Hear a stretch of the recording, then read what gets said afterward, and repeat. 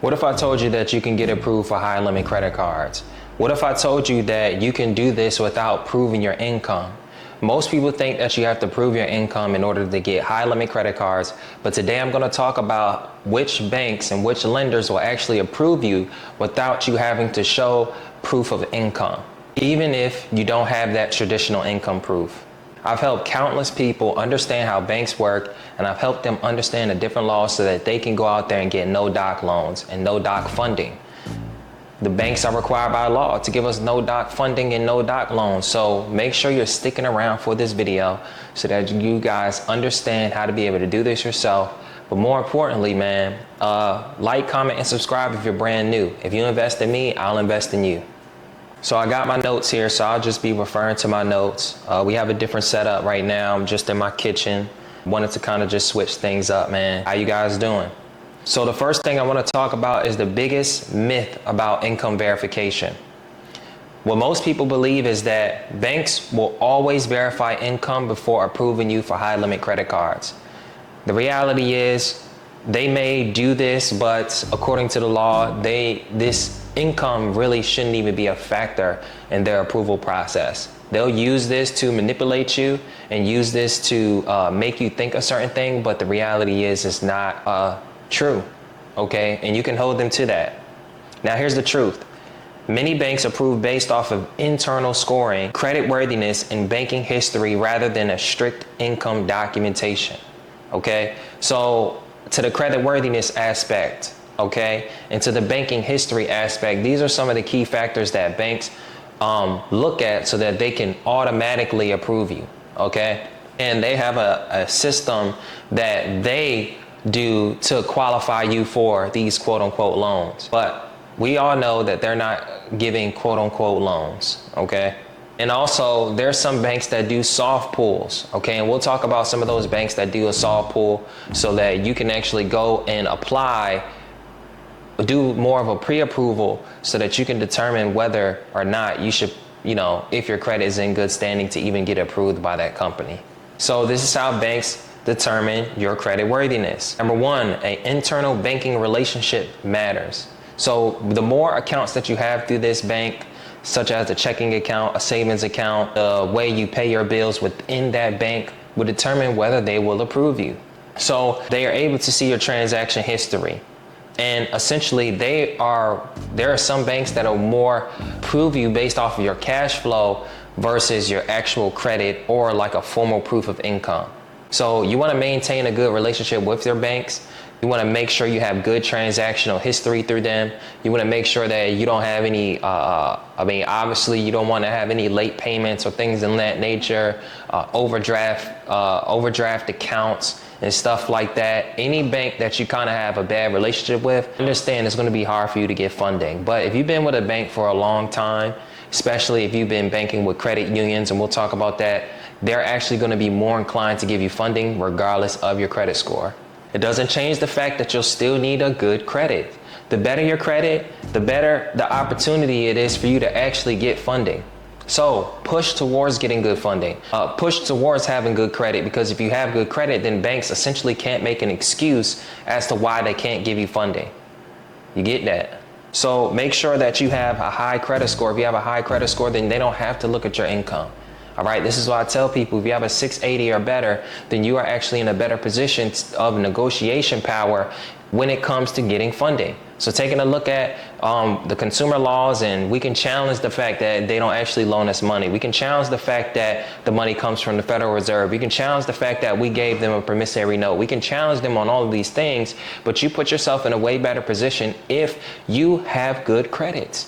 And it's just as simple as you disputing your credit. And I have many videos talking about how to dispute credit, how to be able to sue credit bureaus and things of that nature. So make sure you guys are actually taking advantage of those videos and putting yourself in position to have good credit, so you don't have to worry about a bank talking about, or asking you for your income. Now, if you have bad credit, your income is important. Whatever revenue is coming in and out of your business or cash flow is important. But if you don't have that, then good credit immediately will bypass any type of income verification, and they'll just look at your credit score and say, well, this person pays their bills on time or they have good credit, so boom, we'll just go ahead and give them $50,000, and you may have never even had $50,000 in your life. But if you have a 680 credit score or better, then these banks out here are supposed to give you the funding. Okay, and they're supposed to give you the funding regardless. It's just much harder if you have bad credit. A couple of key things that you want to focus on before you actually apply is making sure you have no late payments, making sure you have a low utilization on your credit cards. Okay, if you have to go out there, and I talk a lot about the discharge process, but for the people who don't want to go that route, you can get things like personal loans, and you can go out there and get things like debt consolidation so that you can be able to take your debt off a credit card and put it into a loan, which may look better in the eyes of a bank as opposed to you actually having a high utilization on your credit report. Another thing banks looks at is your credit mix and how long you've actually had credit. So this is when we tap into having those loans or having multiple credit cards. People will always shy away from getting credit cards, but you don't have to shy away from it. The more credit cards that you have, the more banks, the more loans that you are partnered with, the more inclined another bank will say, well, damn, this person is very credit worthy. They're responsible. They have multiple different forms of income. Multiple different forms of credit. So I will loan them $25,000 because they've had $25,000 or managed $25,000 from this, from X company. And your age, that can be combated. You typically want to have about 2 to 3 years of age, but that can be combated if you don't have that by getting trade lines and going to someone who has good credit, someone that you trust, and get them as an authorized user. If you can acquire somebody and somebody can add you either on as an authorized user or you can purchase a trade line, you can be able to combat the credit history problem. But you don't really need it if you have good credit, okay? But it'll make your credit better and make your approval odds much better the longer your history that you have. So if you have a grandma, auntie, right, someone that that has good credit, go to that person, ask them, hey, could you add me as an authorized user? You can keep the credit card. I don't need the credit card. Add me as an authorized user, and boom, now we're talking about you having, instead of you being a brand new person with brand new credit, you got your auntie's credit card who has a $10,000 credit limit, and she's had that for 7 years. We can argue that she can have $25,000. We can argue that she can get $30,000, but a $10,000 trade line that has over 5 years is way more valuable than having a big high limit trade line with no years. Okay, even if it was just $2,000 and it's about 5 years of history, that is going to be super beneficial to anybody who is brand new at credit, or better yet, is trying to boost up their credit profile. There are some applications that ask for stated income, and also at the same time they ask for and not verified income. So you can essentially just input how much you make without actually putting in the number. Now, I won't tell you to lie on these applications, but what I will say is whatever you make, go ahead and boost it up a little bit. You know what I mean? Like, especially if they're not going to do no type of verification and things of that nature. If you can state what you make, if you make, a low amount, add an extra 10, 20,000 on there. Okay. And, by the time they get to the point to where they want to start checking your income and things of that nature, they would have already have given you credit. And if they were to take away your credit because of your income, then essentially you could argue that they had no right to do that, or they would be doing an adverse action according to 15 USC 1692. And if they were to do that, then yeah, if I'm correct, I don't know if it's 15 USC 1692 scope of prohibition. You guys can correct me in the comments. And also at the same time, if you have a business, you could just state your total business revenue, not just your salary. So your revenue is either how much you made over the entire year, or your revenue is what you make on a monthly basis. And depending on the bank, especially if it's a bank that you bank with, any business bank account, if they see the cash flow coming in and out, they don't really care about your credit score. They're just gonna look at the revenue that's coming in and out, and then boom, they're gonna approve you. Now, here are some of the best high limit credit cards that don't require income proof. American Express, okay, and other personal credit cards. See, American Express, they are truly based off of good credit. If you have a 700 plus credit score, you're going to get approved from American Express. Under the personal and under the business, they have, they have charge cards, right, where there's no preset spending limit. And then they got, their regular credit cards, their annual fee credit cards. And the thing about American Express that's super beneficial is that you can actually apply to them multiple times, okay? If you get approved once, then you'll get approved again. You know what I mean? Especially if you do it repeatedly and you have good credit. If you get approved one time, go ahead and try to apply for another credit card. Okay. Now it's also how they have it set up is based off of your usage. So the more you use the credit, the more they'll adjust your spending limit. Okay. Then we talk about Chase. Chase is probably one of the most, big, highly used banks, probably one of the best banks out there for no-doc loans.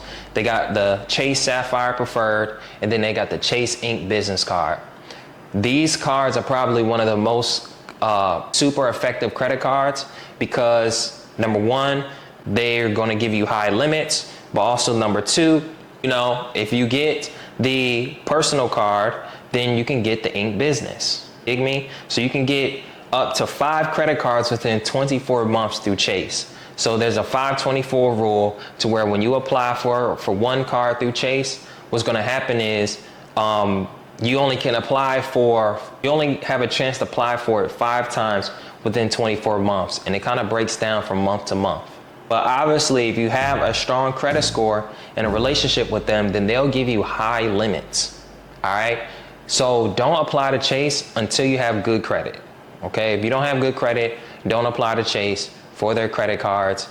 And, the reason why I say that is because they are probably the more stricter banks. Okay. And essentially, if you have a certain amount of inquiries, they will immediately deny you. And also at the same time, if you have a certain amount of credit cards, and that's universal, okay? So if you've applied for 5 credit cards and gotten approved for 5 credit cards over the last 24 months, no matter which bank you went to, Chase will pick that up and they won't approve you. Okay, so you want to probably apply for Chase first before you apply to American Express. American Express, they don't care too much about that. They don't have rules like that, and they're not taking a look at your inquiries and really checking you for that. You can have 20 inquiries and apply to American Express, but if you have 5 inquiries on your Chase, then Chase is going to deny you more likely. Okay. And also Chase has a auto approval algorithm. So you don't have to worry about having a relationship, this, that, and the third all the time. If you have good credit and you go and apply online and you are in position to get approved, there's no banker telling you anything and everything. There's an auto approval algorithm where if you meet a certain criteria, then they will approve you. So this is why I say don't be afraid to apply if you have good credit. If you have good credit, go ahead and shoot your shot. Damn, I almost dropped my phone. You feel me? Number 3, credit unions and any other relationship-based lenders, okay? So Navy Federal, Penn Fed, and other credit unions have generous limits to its members, often without a strict income proof. And here's a pro tip: open a checking or a savings account can increase your approval chances. Navy Federal, if you open up a checking account with them for 1 month and you have good credit, after 1 month, go ahead and do the pre-approval on their website. You can get up to, I've seen people get 37K. I've seen people get 25K. I've seen people get 15K. I've seen people get 10K. I've seen people get as low as 7K, and they've had like a 580 credit score. They've had a 640 credit score. They've had 700 plus credit score. The better your credit score, the higher the limit. The more history that you have with those companies, the higher the limit. So Navy Federal, Penn Fed, any other credit union, Franklin Mint Credit Union, Digital Credit Union. And a lot of them, if you get approved for one credit card, then they're going to give you a business credit card as well. But the biggest thing about these banks is the fact that you want to build a relationship before you apply. You want to open up an account. You want to become a member, pay the $5 or, set up the account. If we talk about Navy Federal, if I need to make a Navy Federal video on how to get into Navy Federal, it's actually easier now. Just make a phone call and you can get into Navy Federal. Okay. Now, here's some strategies to get approved without any traditional income. You can use your business revenue. If you have a business, you can state the revenue instead of your W-2 income. Again, if your business is cash flowing right now, you can use that revenue versus trying to show the income that you make from the W-2. You can also leverage your household income. You can say, well, the entire household makes X amount of dollars together. So if you make 40,000 and your spouse makes 40,000, boom, you can just go based off the 80,000. Okay. I also recommend people to start with pre-approvals, right? Try to do the pre-approvals, see if you get approved. And if you get approved, then you can dive into those higher form credit cards. Or once you get pre-approved, that should be a good space for you to say, you know what? I think I'm in position to go ahead and try these higher credit cards, because if they pre-approved me here, then I'm sure they'll approve me here. And then also every 3 to 6 months, ask for a credit line increase. Every single month, when you make your payments on time, especially if you're paying your limits below 10% each month by the due date or the statement date, what's going to happen is after 3 to 6 months, you can go and ask for a credit limit increase if they don't ask you already. They want you to have more of a limit increase so that they can make more money off of you. Okay, so it's actually in their benefit to give you a limit increase than not.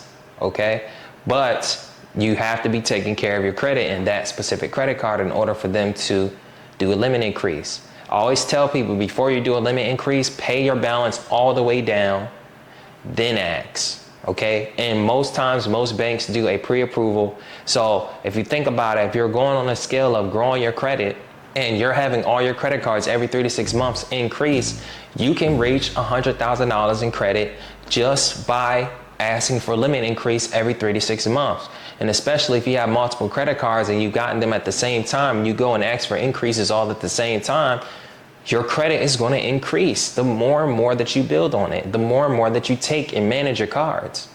All right. And then as your limit increases, then you can go to other banks and show them your increased limits, and they'll go based off of those increased limits and give you even higher limits. Okay. So essentially, you guys now have the strategies. You guys know the different things to actually get no doc funding. It's always based off the premise of a couple of things. If you have good business revenue, that is good. Yes, people will say, well, there's the income right there. No, that's not really the whole income story. Okay, because you can make no income this month and essentially you won't have to show that. You can just show the revenue that you made. Okay, but that's strictly for businesses who don't have good credit. Okay, but if you have good credit, you don't need any type of income. That's the whole point of credit. You can literally have nothing, have a 700 credit score, and a bank will give you 50,000. Okay, obviously you want to be strategic and talk and use the things that I discussed. You want to make sure that you're applying at opportune times. You want to make sure that your credit is good. You want to make sure you don't have a lot of inquiries. You want to make sure you build relationships with those banks. You want to make sure you start with lower credit cards and build your way up. These are the things that you obviously want to do before you go for the big boys like Chase, Bank of America, and any other top tier credit cards. All right, and understand, whatever you get on the personal side, you can get on the business side. All right, so that's all I got for you guys today. Those of you guys, if you've ever been approved by a high limit credit card, put it down below. All right, if you're looking to get funded for more credit cards, you're looking to get a secret lenders list, my no doc guide is down below in the description. For all my people that are in debt, okay, tap in with Solo Suit. The link is down below as well, where they'll literally negotiate your debt for you. And number 3, if you want to learn how to do this process, you want to learn consumer law, I also have the complete debt guide that's only $47, where you're able to learn the full process, learn how to dispute debt, negotiate debt. That coupled with anything else that I offer is just going to boost it up even more. And if you want a one-on-one call, it's also in the description as well. Okay, you can get it for $75 if you use code BIZ. We can get on the phone, speak one-on-one. You can ask me any question about this. You can ask me about the best banks. You can ask me about the application process. Anything that I miss in these YouTube videos, you can be more direct and ask me these questions. All right, I love you guys. Thank you guys for watching, and I'll see you in the next one.